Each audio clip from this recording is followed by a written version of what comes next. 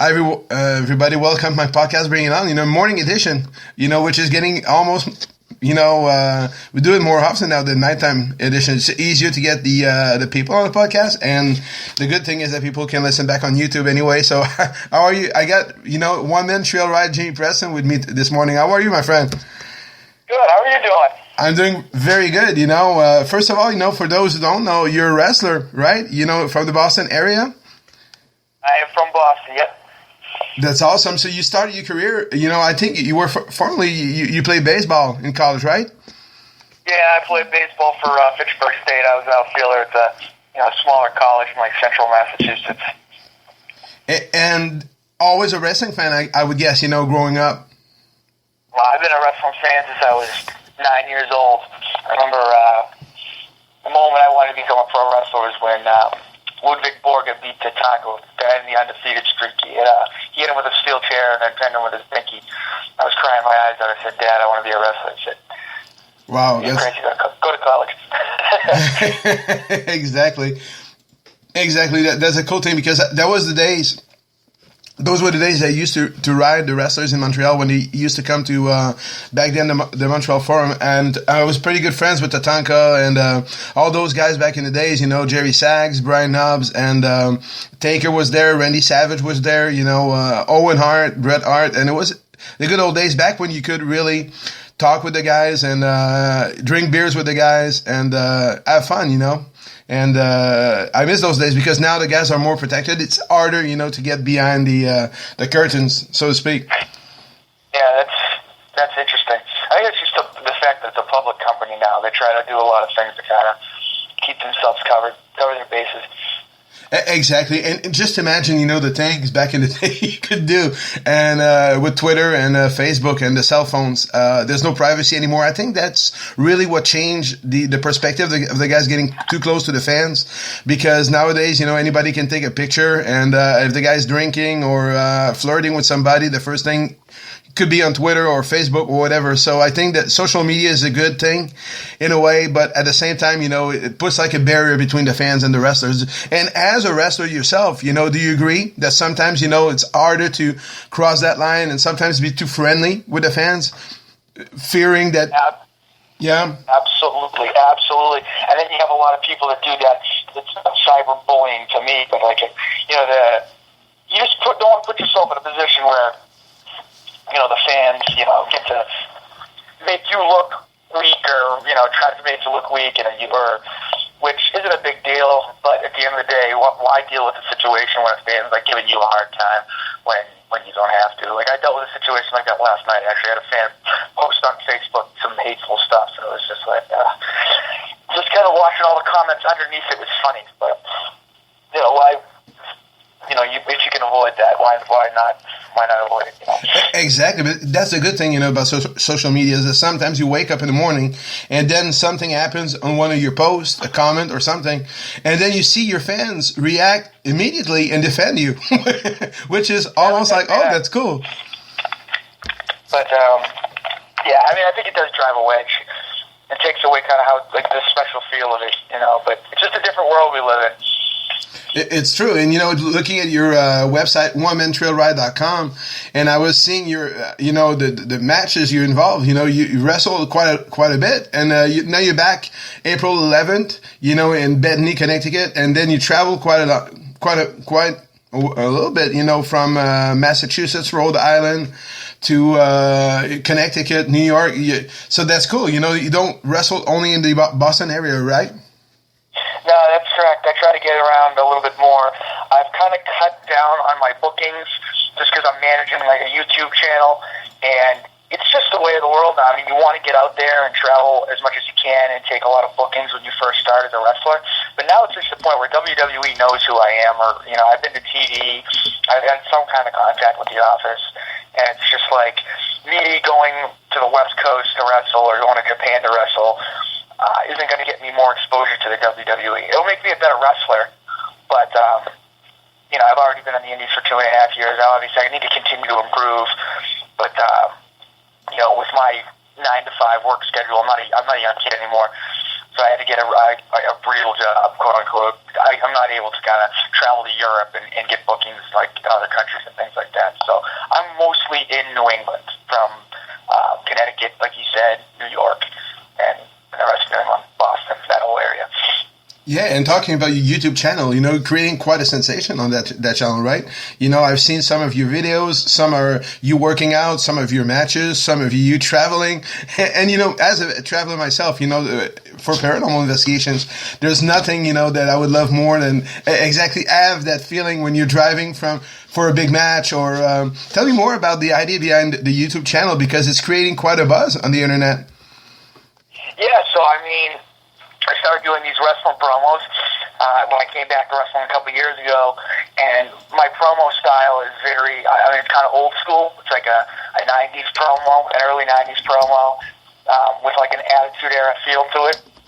You know what I mean? My character was a womanizer as a heel, and I'd be doing these promos at practice, and half the guys would be like, "Oh, it's indies, it's passe, it's garbage." And the other half of the class would be like, "Oh my God, it's the best. This is the best promo I've heard since The Rock." There was nothing in between. It was like, this is a great promo. It's terrible, and but it was inciting reactions. And one of my buddies, Mike Bennett from Ring of Honor, he suggested that I get a YouTube channel for one, just to throw some matches and promos up there. So if I want to get booked into Ring of Honor, or I got to send tapes to WWE, people send links now on tapes. So I started a channel, and the second video I made ended up going viral. It's got 500,000 views, and it's just me in my car talking about my college baseball alumni game, and just trying to be funny and basically make my friends laugh. But I get back to my car after the game, and I'd reached like 20,000 people already. So that was kind of a freak thing, and that's kind of what made me, once you get that opportunity, I could stopped, or I could take advantage of that opportunity and try to build a brand on social media. I decided to go for it. Well, that's incredible, because looking at your channel, you're talking about a lot of views, but there's one with almost 600,000 views. Preparing for the alumni, probably that one you talked about, because I watch a lot of your videos, but like you said, they're very different from what you see usually from indie wrestlers, which is basically just working matches and stuff like that. But you're really good to do promos, and you're a big guy also. You would look good in the WWE ring. Yeah, I'm not a tall guy. I'm under 6 feet, but yeah, I'm over 200 pounds, and I lift weights. I take it quite seriously, you know what I mean? Kind of like, I would compare your the way you look to maybe a guy like Adrian Neville. Very good physical shape, and that's very important. I don't think it's a big man sport anymore. That's what we were talking earlier before the podcast. Guys like Kane and Big Show and Mark Henry are closing to retirement, hopefully, and leaving more space for guys like, you didn't catch Raw yesterday, but Kalisto and guys like Adrian Neville, who started out yesterday. It was absolutely amazing. And we have guys in NXT, guys like Sami Zayn. They're not the biggest guys in the world, right? Finn Balor, Hideo Itami, and there's a lot of smaller guys, but you know what? They can wrestle. They're good on the mic, and the future is bright. Absolutely. I think that's a big change in the industry now. And I don't know if that has to do with the fact that kayfabe's dead and the airport test isn't as important as it used to be. But I will say that you make a good point about the independents, where I feel like a lot of guys in the indies spend a lot of time on the in-ring work, and they ignore the other two parts. Because I was always brought up by my trainer, and Bret Hart says this on YouTube, if you find him. He has an interview with Kayfabe Commentaries, it's called. And he said there's 3 parts that make a great wrestler. It's your wrestling ability, it's your look, and it's your promo. And I feel like 90% of the indies who are trying to make it to WWE ignore the 2/3 at the end.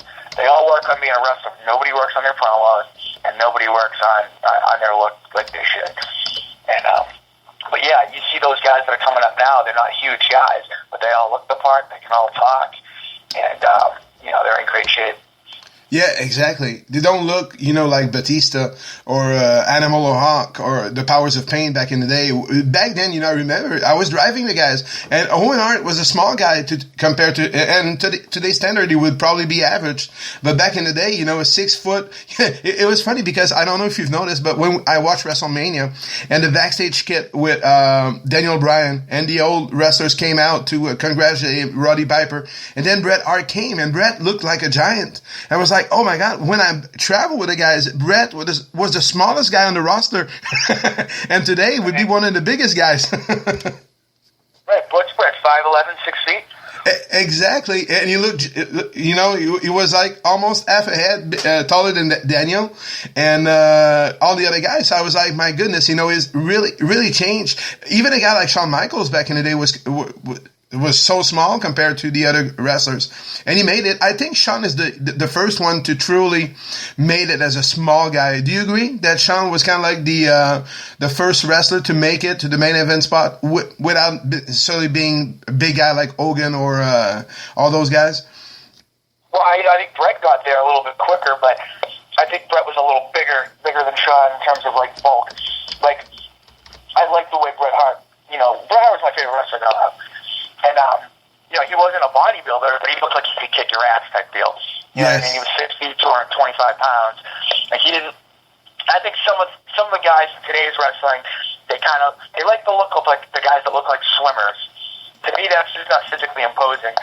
You know what I mean? I'm not saying that you gotta look like a bodybuilder, but like Bret wasn't 6'5", and he's only 6 feet, wasn't 300 pounds, is 225, but the guy was built like a legitimate world-class athlete, and he wrestled like a world-class athlete.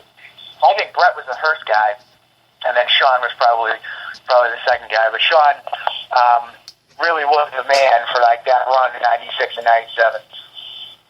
It was a great run, and you're right. And the guys were very tough. Also, remember Bret, barely being able to walk out of my car. There was only 2 little steps to get to the entrance of the farm, and I had to help him. And then he was wrestling in the main event. I think back in the day was against Jacques Rougeau, and I was just, oh my God, he couldn't barely walk, and now he's jumping from the top rope. So it just goes to show that back then, injuries were ignored compared to today, which is a good thing. Right now, I would say that if you have an injury or a knee or something, you're not on the road, you're resting, and the careers will be longer. Yeah, and you're seeing that guys are sticking around longer, sometimes too long. Yeah, you're right. Yeah, sometimes too long, but at the same time, a guy like Adrian Neville, if he could wrestle at this kind of style, for a long time. The only thing is, I was listening to Daniel Bryan on the podcast with Chris Jericho last week, just before WrestleMania, and I was like, oh my goodness, times have changed. Daniel was like, I'm scared to go to WWE doctors right now because I'm scared they're going to put me on the shelf, because if you're injured, you're not wrestling. Right. That's what comes to being a public company. Now they're like afraid of being liable. You know what I mean? And I think that has some drawbacks in terms of like how organic and authentic the product can feel, but that's kind of a different subject altogether. Yeah, but even for you, let's say you're wrestling. Like I've seen some of your matches. You wrestle some pretty big names, like Vader. That was a very good match, by the way. But let's say you're wrestling. I don't know, maybe Drew McIntyre. Okay, May 17th in New York, and then you get a shoulder injury. Do you really feel like oh my goodness, I can't? Of course you're going to go out there, and if you have a concussion or something like that, without doctors to have to look at you, your guts and your, you've been working so hard to get there, that you're going to go and say, you know what, I'm not that bad, I'm not feeling that bad. So you're going to get in the ring.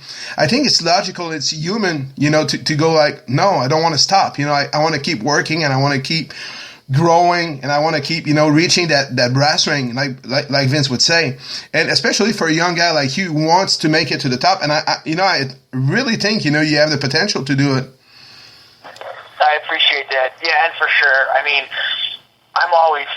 you never want to stop regardless of injuries. I've had my bell rung before during a match. Thankfully, it was towards the end, but you can't really stop in the middle of it, and then like you're not going to decline a booking the next day because you had your head hurt. And in the Indies, it's not like all these promotions have doctors around the ring. You know what I mean? So you got to kind of make a decision with yourself. Am I comfortable moving forward or not? Usually when there's no doctor telling you can't, you're going to go ahead and wrestle. Exactly. And, you know, also on your website, you know, I noticed a lot of your gear that you're selling, and it's incredible. You know, when the idea of the Absolute Savage came out, you know, were you a Randy Savage fan growing up? Also, I know you were a Bret fan. I was too, and I really love Randy Savage too. And where the ideas for your T-shirts and all your gear come from? Well, you know, I was a Randy Savage fan growing up, but it really had nothing to do with wrestling or Macho Man at all. It just had to do with me being aggressive like a savage, and it was just a story. I was at the gym with like my buddy who I grew up and played.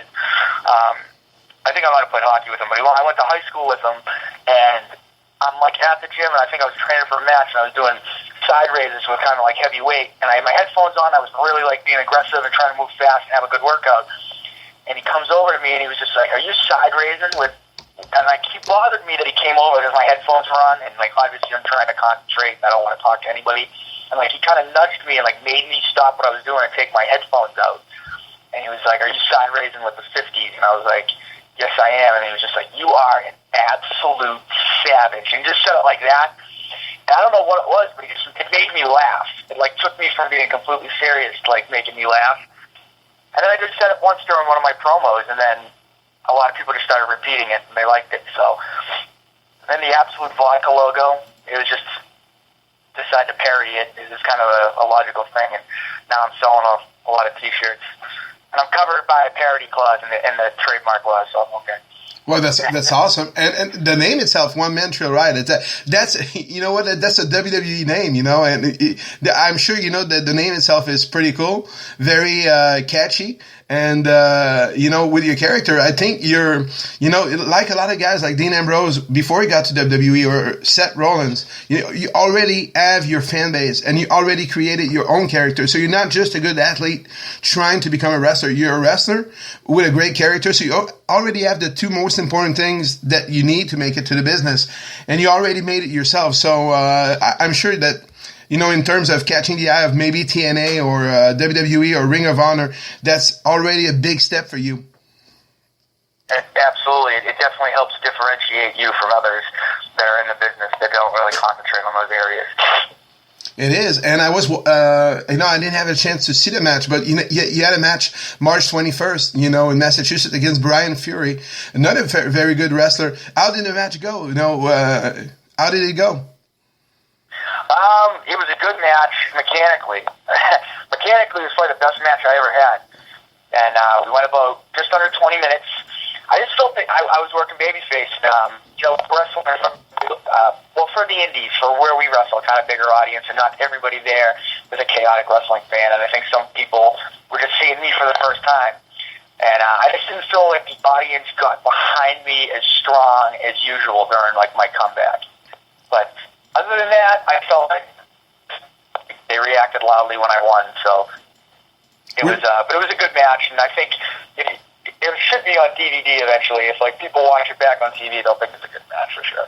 That's awesome, because you're always harder on yourself than I'm sure 90% of people watching you.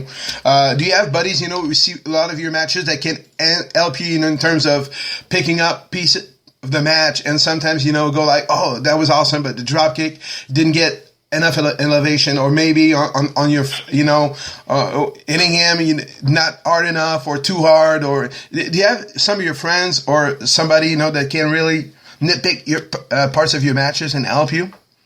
Absolutely. Well, I don't really get. I do have fans that come to, friends that come to all my matches, but they usually just give me good. It's all. You don't want to get feedback from them sometimes. It's almost like no matter what you do, it's great. Everything's great.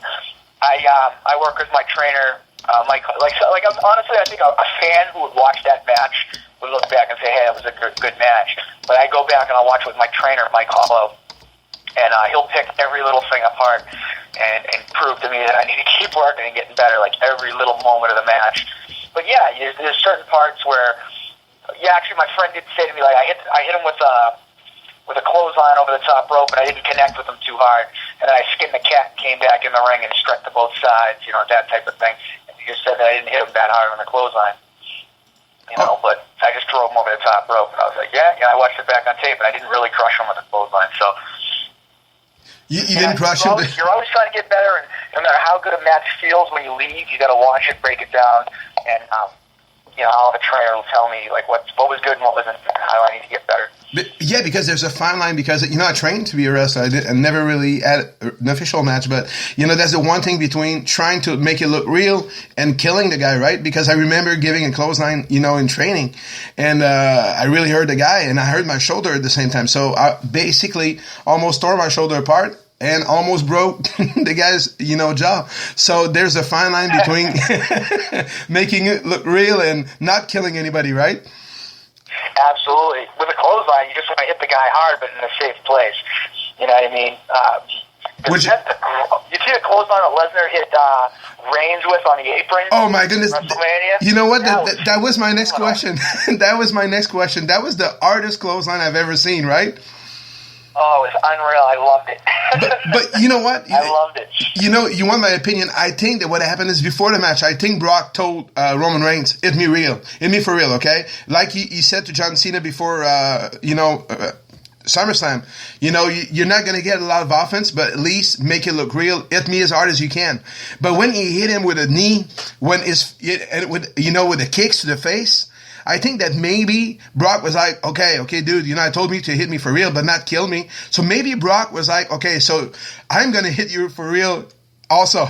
Because I think Brock was kind of soft with Roman, throughout the match, taking care of him like a good veteran. I don't know if you agree with but that part was like, okay, kid, enough. You pissed me off. You stiffed me to me. That's your receipt. That's my receipt right there. Exactly. That was like the veteran telling the kid, okay, enough. I honestly, I think sometimes that the WWE and just pro wrestling in general, just the new era, sometimes it can get to be too much choreographed stunt work now, and not enough physical pro wrestling. I thought that match had an awesome wrestling feel to it, and they were just hitting each other hard. It was a hard-hitting match. It was an awesome story. It absolutely held my attention. I thought it was the best match in the card, and I did not expect that coming in. I did not expect that to be my favorite match of the night. Me neither. I loved it. I wish there was more matches that were like that, and less with the spots and the false finishes and the 1-2 he kicks out once and the 700 times the kickouts. It's just like, I've seen that so many times. It's almost like back in the Attitude Era when you said the name of the town and got a cheap pop. It's the same thing with the false finishes. And I don't know. I like the more hardcore, physical, psychological styles that that match was. I totally agree, because it's almost to the point now that that in a big match, in a WrestleMania or a pay-per-view match, that the first finish won't be 1, 2, 3 anyway. So it's almost not a surprise anymore to see like Bray kicking out of the tombstone. You almost feel like, he pinned him after only the second one. You almost expected it to go to like 4 or 5.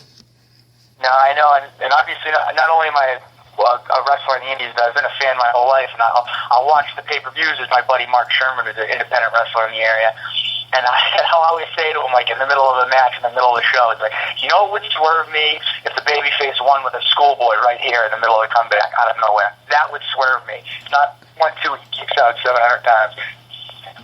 Or maybe winning. Maybe an old school. Or how about just a clothesline or something, that like that clothesline from Brock. Like if you had a match with, I don't know, maybe Dean Ambrose last night with John Cena, a great match.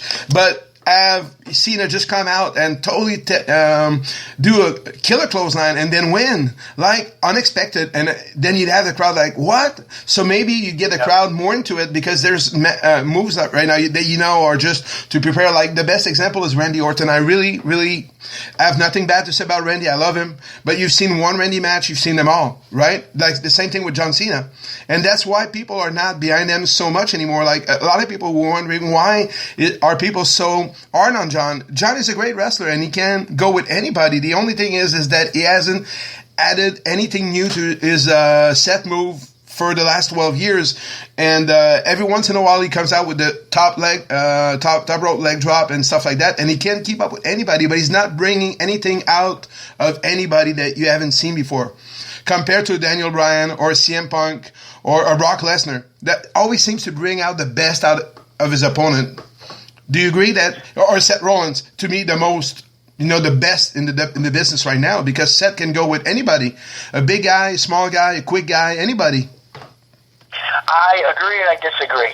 I agree that it's kind of getting stale in terms of like John Cena in particular. I don't necessarily think it's because of his moveset though. Okay. I don't think it's because he kind of has the same, like, because I remember like Bret Hart, he had the same moveset. It was that forearm from the middle ropes, there's a Russian leg sweep, there's a backbreaker. Like, you know what I mean? Like, you knew what you were getting in a Bret Hart match. Yeah, right. Same thing goes for like the Shawn Michaels. It was the nip up, the super kick, the flying forearm. It was, wrestlers have a standard moveset. It's the fact that he's been in the spotlight for 12 years, and his character is what's stale. In my opinion, he got over in the Attitude Era, freestyle rapping and talking, inappropriately. That's what got John Cena over, and he is so far from that now. It's like the hustle, loyalty, and respect, which is those are great values, but come on, man, it's just so passe, and like nobody wants to hear it anymore. It's like, I feel bad. I've been seeing it the best. He's still a guy, every time he comes out, I'm invested and I'm watching. You know what I mean? The match he had with Cesaro last year on Raw, I think it was in February, was one of the best matches I've seen on Raw in a few years. I agree. I don't think it has to do with him not being able to wrestle. I just think it's, that character with the, what does The Rock say, the Fruity Pebbles character. It's just the Fruity Pebbles colors. It's just run its course. And it's getting to the point where I'm trying to figure out what the office is thinking, because they're literally, that John Cena sucks. They're like mocking him like bad when he's coming out. It's to the point where it's like the audience is mocking how bad the WWE office is in terms of like not turning him heel. So. And it's sad because, even against Rusev at WrestleMania, we're still getting, I wouldn't say by half the crowd, because you see a lot of people cheering, but the vocal ones are the ones that are burying him. And I think it was kind of sad. Do you agree that at WrestleMania, even he looked a little bit like thrown off his game, especially at the beginning of the match? It almost seems to me like he was like, my God, there's absolutely nothing I can do anymore to get the people behind me. And I was kind of sad, I was like, my God, he's worked so hard, like you said before, he's been the face of the company for 12 years, and there's nothing that he has done, that makes him deserve to be treated that way. It's just like you said, the character itself, which has played out. At the same time, do you think it's too late to turn him heel? I don't think so. I just think the problem, here's how I feel about it. What made the Hogan heel turn epic was the fact that he went with the NWO, and it was kind of a once-in-a-lifetime type of opportunity to turn him heel. I don't think an opportunity like that presents for John Cena right now.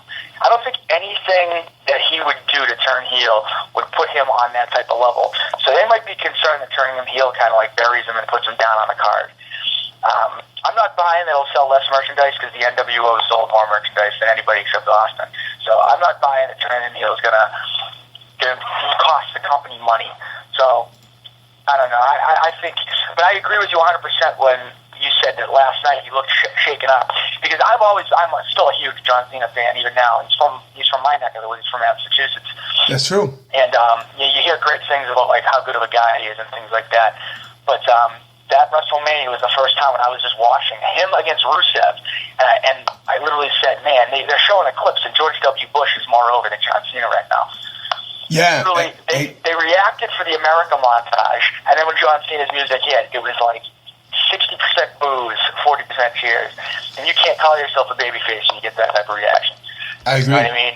I don't think it's his fault. I just think it's time creatively for them to go in a different direction with her. Exactly. Anything could work, even just, new music. I don't know, but, the same thing with Randy is still over, which is to me a little bit surprising. But, Randy has a different personality. He seems very brash, very arrogant. So even as a face, his demeanor doesn't change much. And people are behind him, surprisingly to me, because I think that it's the same approach that they had with Randy than John. Of course, he's turning face heel almost every year for the past 10 years, and it's okay. But as a wrestler, he can still have good matches with about anybody on the roster. And his match with Seth Rollins at WrestleMania was very, very good. Very good. And the RKO is incredible. I don't know how he can manage to always come up with new RKOs, but the one against Seth Rollins was totally amazing. Do you agree that it was probably one of the best he's ever had? I think it was the best RKO. It was the best. It was just a great sequence. You know what I mean? I actually thought that match was great. I thought that was probably I put that up there with the ladder match in terms of like my entertainment. I thought it was the second or third best match of the night behind the Lesnar match. I thought. I agree. I totally agree. The ladder match was incredible because he had so many great performers, very underrated ones. I like Luke Harper a lot. I think, when we talk about guys like Mark Henry leaving, I think that, in my opinion, Luke Harper and Eric Rowan are going to be the new kind of big guys, but big guys that can wrestle. Big guys that can wrestle now. The only thing missing is a creative to give them something to work with. Because I think Eric Rowan is the most misused guy on the roster. And Luke Harper is second to him, in my opinion. Do you agree that both of these guys are capable of doing much more than they are right now? Probably. I don't know. I like Zack Ryder. Oh, my. Yeah, he looks like you, a little bit, looking on your page, the same, not the same hairstyle, but, you probably have the same shape. He could be related to you. Is he? No, I think I've had a couple haters say, "Oh man, you're just a Zack Ryder ripoff." Oh no. We're similar in some ways, but the fact that we like to lift weights and say bro a lot when we're tanned. But that's about the end of it if you listen to our promo style. But Zach is incredible. I just think he's funny. I think he's entertaining, and he's still very over when he comes out. I just don't understand why he's not on television regularly. That's incredible because, he hasn't been on TV for almost 2 years. He's always jobbing. And when he comes out, the crowd is behind him 100%. And, he's like you, he created his own character and he became a YouTube sensation. He's a great wrestler. And I don't know. I don't know what's missing. Maybe what we just said is the reason why, because creative didn't do it. He did it himself. And maybe that's the reason why. I don't think that behind the scenes he's a guy, with a big head. I think he's a likable guy. Everybody seems to like him on the roster. You have guys like Dolph Ziggler and John Cena always saying good things about him. Even Mark Henry said it on a podcast, that Zach was an incredible wrestler and he deserved more. So I think he's a very respected guy in the locker room. Yeah, I think so too, and it's one of those things that, it's just like I remember he came back at the Royal Rumble, I was so pumped, and then it was just like, give this guy more time. You know what I mean? Watching, what did he win the U.S. title at the 2012 Royal Rumble? Was that when he won it? The reaction he got was priceless. You know what I mean? He was so on fire, and for them, like 3 years later, to him be like an afterthought. That's on them. That's not. A, it's not fair to the wrestler, but B, that's how do you not take advantage and capitalize on that? Exactly. You know what I mean? But the feud with Kane killed him. I think the feud that they had with Kane totally killed his character. And I really don't understand. Of course, it's not Kane's fault. He's just doing what the company tells him to do. But at the same time, I think when they put him as John Cena's little buddy, was kind of a mistake because he's totally the opposite of John Cena, right? You couldn't get more different than John Cena, like Dean Ambrose and John Cena. You can't even put them in the same phrase. It's like totally different guys. And, when the Shield broke up, I was afraid when they started putting Roman and Dean with John Cena. I was like, no, don't do it, please. And maybe to a certain extent, that's when the jeers started coming out for Roman to be associated with John. Not John's fault, but that I think that for Zach, that was the big mistake they did. To put him with John and then having buried in the feud with Kane. I really think the feud was a killer for him as a character. Yeah, I think so. I think it's a big halt in the momentum. And the guy is a great wrestler, very good in the ring, underrated. But there's so many of them, like a guy but you can't give up because you look at a guy like Tyson Kidd. He was buried for years, and now WWE Tag Team Champion. So if you keep working hard and you don't give up, maybe Zach could go benefit to go to NXT.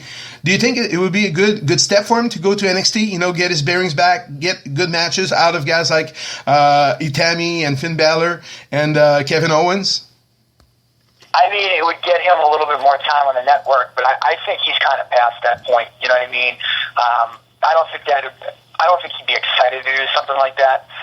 But who knows? I don't know the man. But I think he has more to offer than that. To be honest with you, if he goes down there and kind of puts guys over or whatever. But maybe I would score points with the office, quote unquote. I don't know how. I don't work there, so. But yeah, I just wish, you get 3 hours of programming every week, and you got a lot of wrestlers getting paychecks to kind of like sit in the back. I don't understand like their thought process. Why not remove the 30-minute opening promo and pad 2 matches in its place? Exactly. That's how I feel. Give more guys opportunities. That's how I feel. Yeah, exactly. I had Road Dogg Jesse James on my podcast a few weeks ago, and he had an idea, and I was like, oh my goodness, I would love for Jesse to become the head writer. He was like, if it was up to me, I would have a guy like Cesaro go in the ring with a guy like, I don't know, maybe Bad News Barrett or Luke Harper, and have a 60-minute match on Main Event. Have them go. Just go. And Main Event, to me, is probably one of the best shows on the WWE Network because you have longer matches. And maybe it would be that platform that could help guys like Zach, have a 20-minute match with Heath Slater. Or, the primetime players came back, good wrestlers. They're doing nothing with them. I think that those two are very good athletes. Also, I love Titus O'Neil, Darren Young too. There's a lot of guys on the roster that are not used up to their full potential. And if you pay them, why not, push them a little bit more? I agree completely. Darren Young is a Chaotic Wrestling product. That's my home base. Are you serious? Wow. Oh yeah, he came from where I'm at now. Yep. Have you ever seen him, in the Indies before he went to WWE? No, but I actually met him at WWE as an extra. I had probably a 2-cent exchange with him. I think he knew we were from Chaotic, so he approached us and was like, hey, what's going on, guys? Good luck today, that type of thing. That was about it. You seem like a nice guy. I've got nothing bad to say. I didn't know him from the Chaotic days, though. No, that was a few years, like 5 years ago. I wasn't there yet. Would you be open to go wrestle for Ring of Honor or Lucha Underground or one of those or TNA? If TNA came up and made you an offer, would you be willing to go work for TNA? I would be willing to work for TNA. TNA and Ring of Honor both work for my schedule. Because I told you I work at 9 to 5, and then Monday through Thursday. I could continue to work my 9 to 5 and wrestle for those guys. I'm not your top guy at those places. I don't know if you're making enough money to justify, in your late 20s to kind of just like give up everything and do it. Because I don't know, unless you're a guy that's signed and under contract, if at the beginning, you got to continue to make money. That's how rough the wrestling business is overall. Sure, the WWE does okay, even though they had a terrible year last year in terms of their finances. There isn't a ton of places to work and make a living doing it right now, so it's kind of a tough time to be a pro wrestler. But yeah, I'd absolutely be interested in working for either one of those companies. I've actually been in contact with Ring of Honor a few times, back and forth emails about their next tryout camp, and they're aware of me, just because of the YouTube presence and everything. So I just got to prove to them that I'm on the level with those guys. I think I am as an athlete, and I think the way it is on the Indies is like I'm kind of put in he's just a character wrestler. He's got the gimmick and the character, but I'm very anxious to prove that I'm a pretty good athlete, and I can definitely hang with those guys. I think you can. And if you could choose one guy on the WWE roster that you could have one match with, if I was able to tell you, okay, now you can go and choose one guy, WWE roster, and main event a match with him, who would you choose? You're gonna laugh. I would choose John Cena. That would be incredible. I would choose John Cena just because he's a star. If we did it in Boston, it would be awesome. And just because it's my hometown, his hometown, and he's just been the face of the company for so long. And I think John Cena is a very good worker. I just think, like you said, his gimmick is a little stale. But John Cena would probably be the guy I'd pick. If not, if I had somebody to pick in terms of have a long feud with and have some great matches with, I'd probably lean towards Daniel Bryan because I think he's the best wrestler in there right now, or Seth Rollins. Those would be my 3 picks. Three very good picks. I would just replace John with Dean Ambrose. That to me, but you're right. Daniel Bryan, Seth Rollins, Dean Ambrose, John Cena, Rusev. I wouldn't choose Brock just because I want to remain healthy for the rest of my life. I remember watching that match and going, man, I don't even know if I'd want to be in the ring with Brock Lesnar. Oh, and the only guy that I've seen is oh my gosh, he could kill a man. Oh my God! And you know, kudos to Roman Reigns for sticking out with him. You know, because I was totally impressed by Roman Reigns. I think he passed the test. You know, if this was a test, and it was a test, I think he passed with flying colors. And I think that he proved that he's ready for main event. Do you agree that Roman did a tremendous job in the main event, WrestleMania? He did a great job. That was an excellent match, and it takes two to tango for sure. He was wow. He definitely did a great job. He did. And, you know, I want to do more podcasts with you because there's so much more to cover. There's only 5 minutes left on this one. But next week or the week after that, you know, we could come back and do more, talk about your some of your best matches you've had on the indies, some of the things you're looking forward to this summer, and more WWE. But as a closing, you know, if you had to choose, you know, the best WWE match you've seen in the past few years, you know, besides Roman Reigns versus Brock Lesnar at WrestleMania, what was your favorite match or maybe feud, you know, in the past few years in the WWE? I honestly, the match that stuck out to me was that match on Monday Night Raw between Cesaro and Cena, because, you know, Cena doesn't have those typical matches based on, you know, with the false finishes, and it was almost like a more polished Ring of Honor type of match with, you know, Cesaro hits the European uppercut. You think it's over. He hits the rope. Cena clotheslines his head off. 1, 2. He kicked it like it was like a roller coaster ride. You didn't know who was going to win. It must have went like 25, 35 minutes. Like I was literally on my seat on my couch going, "This match this is awesome." You know what I mean? Like I honestly have to put that match of Roman Reigns and Brock on that list too.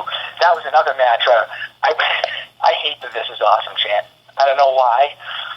I don't know why I hate it so much, but it's because I think it's because the audience is like not invested in the characters and they're invested in getting themselves over when I make that chant. But I remember, I think I tweeted that out. I was like, "Hey, internet nerds, what you say is awesome. This is awesome." And that was when Lesnar clotheslined him off the apron. Like, I don't know. I thought that match was unbelievable. Those are my two favorite matches, I think, from the last couple of years. And one was 2 nights ago, and the other one was on Raw back in February of 14. But those are probably my favorites. If you name some more, another great finish to the match was when at the Survivor Series, when it was down to, I can't put the whole match on that category, but when Ziggler was down with Seth Rollins at the end, and Triple H is on the apron flipping out, like that was unbelievable TV. It was.